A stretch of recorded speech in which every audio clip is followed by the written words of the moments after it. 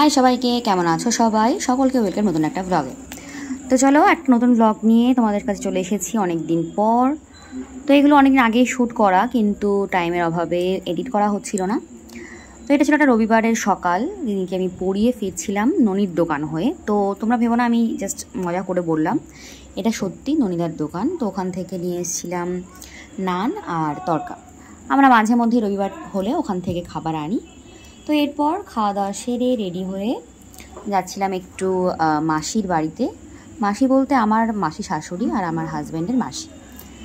তো এই দিনকে আমরা মোটামুটি খুব তাড়াতাড়ি দাঁড়িয়ে বাস পেয়েও গেছিলাম, বাট মানে টোটোয় উঠে টোটো ছেড়ে দেন আমাদেরকে বাস ধরতে হয় আর কি। তোমাদেরকে একটা গল্প শেয়ার করি। লাস্ট একটা রবিবারে আমরা ইকো পার্ক যাওয়ার জন্য ঠিক করেছিলাম।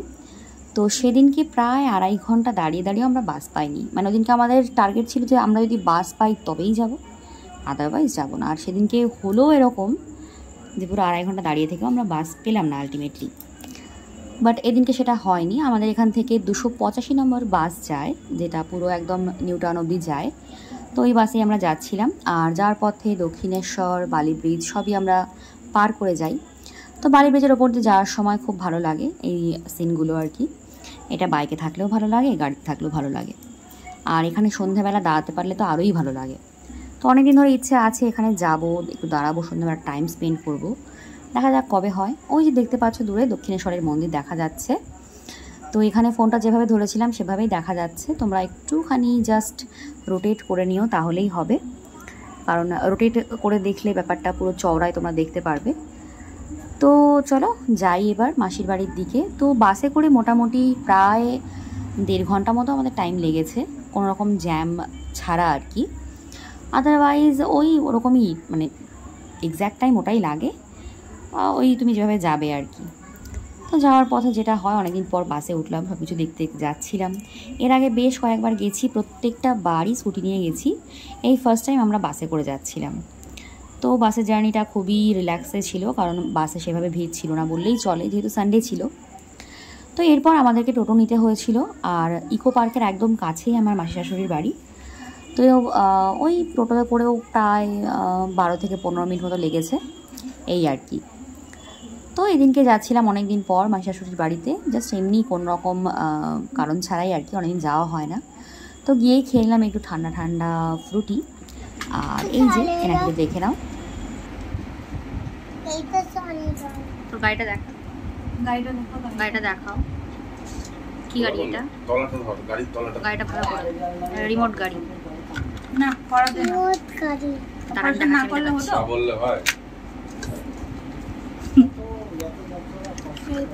এই তো এই কত একটা টুল দিয়ে দাও একটা রিমোট গাড়ি।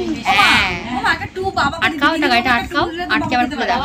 এখানে সামনে, ফোনের সামনে ধরো টুলটার মধ্যে রাখ। না তুমি ধরো, তুমি সামনেটা ধরো গাড়িটা।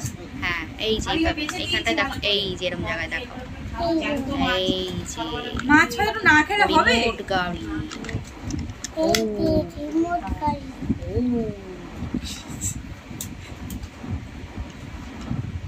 ইয়েস, ওপেন করো। আমি বসবো না, আমি বাইরে যাচ্ছি। রোবট গাড়ি, বাবা মাছ এইমাত্র আমার সাথে যাকে দেখলে ও হচ্ছে আমাদের ভাগ্নে, আমার এই মাসি শাশুড়ির ছোট মেয়ের ছেলে। তো মাসির পুজো দেওয়া হয়ে গেছিলো, সেখান থেকে একটু প্রসাদ দিল। তারপর আমরা দুপুরে খেতে বসে গেছিলাম। গরমের দুপুর, আমরা মাসিকে বলেই গেছিলাম একদম যেন ঝামেলা না করে। তো মাসি কথা রেখেও আর কি রাখেনি, তবুও সেই ডিম মাছ সব কিছুই করেছে। আর এদিকে ডাল ছিল, আলু ভাজা, বেগুন ভাজা, পাঁপড় ভাজা, সব কিছু মিলিয়ে অনেক কিছু। তো আমরা বিকেল থাকতে থাকতে আবার বেরিয়েও পড়েছিলাম, কারণ আমরা বাসেই ফিরবো সেরকমটা প্ল্যান করেছিলাম। তোমাদের একটু আশপাশটা দেখাই। এই জায়গাটা খুব সুন্দর, সন্ধ্যাবেলাটা এখানটায় দারুণ লাগে। খুব ইচ্ছা আছে এখানে খুব শিগগিরই যাবো, বিকেলটা কাটাবো বা থাকবো রাতে, এরকম একটা ব্যাপার আর কি। দেখা যাক, হোপফুলি হলে অবশ্যই তোমাদের সাথে সেটা শেয়ার তো করবোই।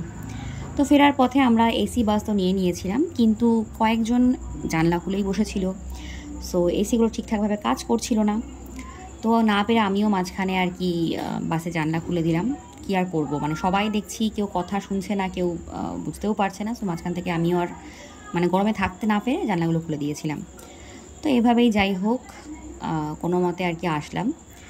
তো এখানে আমাদের বাস থেকে নেমে আবার চেঞ্জ করতে হয়েছিল। তো ফেরার পথেও এই জায়গাটা বেশ ভালো লাগে, বাট ওই পাশটা বেশি ভালো লাগে, মানে ওটা ওই বালি ব্রিজেই উল্টো জায়গাটা। তো এই দিনকে আমাদের নেমে আরও কিছু কাজ ছিল, তাই আমরা নেমেই বাড়িতে না গিয়ে আগে একটু বাজারে গেছিলাম, কিছু কেনাকাটা করার ছিল। আর তার আগে একটু কুলফি খেয়ে নিচ্ছিলাম, কারণ গরমে খুবই কষ্ট হচ্ছিল। তো এই দিন দেখো কোন্নগরের বাজারের অবস্থা, মানে পয়লা বৈশাখের আগে আমি দেখাচ্ছি, এটা একদিন আগে বোধ হয়, একদিন বা দুদিন আগে। তো বাজার ভর্তি তো ভিড়। আর এই যে কুলফিটা আমরা এখন খাচ্ছি, এই কুলফিটা কিন্তু আমরা শ্রীরামপুরে মাঝে মাঝেই গেলেই খাই, বাট মানে কোন্নগর থেকে সেরকম খাওয়াই হয় না। আমরা এর আগে একবারই কোন্নগর থেকে খেয়েছিলাম, তো এই দিয়ে সেকেন্ড টাইম খাচ্ছি। এখানেও বেশ ভালো করে, আর খেতেও খুব টেস্টি, কোনো রকম প্রবলেম হয় না। তো এটা হচ্ছে কুলফি ফালুদা যেটাকে বলে আর কি। তো তোমরা কোথাও এরকম দেখতে পেলে অবশ্যই ট্রাই করো, বেশ খেতে ভালো হয় আর ভালোও লাগে। তো এরপরে আমরা চলে গেলাম একটু ভি মার্টে, কী কালেকশন আছে দেখার জন্য। তো এখানে গিয়ে দেখলাম বেশ ঢাক অ্যারেঞ্জমেন্ট করা আছে, ভালো লাগছিল বেশ। আর দেখো, দেখতেই পাচ্ছ পয়লা বৈশাখের আগে কি পরিমাণ ভিড়, মানে প্রচুর মানুষ। মানুষ কিনুক না কিনুক, মানুষ কিন্তু এই টাইমটায় বেরোবেই, যাবেই, সে যত গরমই হোক। তো এরপরে আবার ফেরার পথে আমাদের এখানকার কাছাকাছি একটা মার্কেটে গেছিলাম, সেখান থেকেও বেশ কিছু জিনিসপত্র কেনার ছিল। চলো দেখা হচ্ছে নেক্সট ব্লগে, ততক্ষণের জন্য সবাই ভালো থেকো, সুস্থ থেকো, আর অবশ্যই সাবধানে থেকো। তো আজকে এখানেই টাটা, আবার আসছি খুব শিগগিরই, বাই।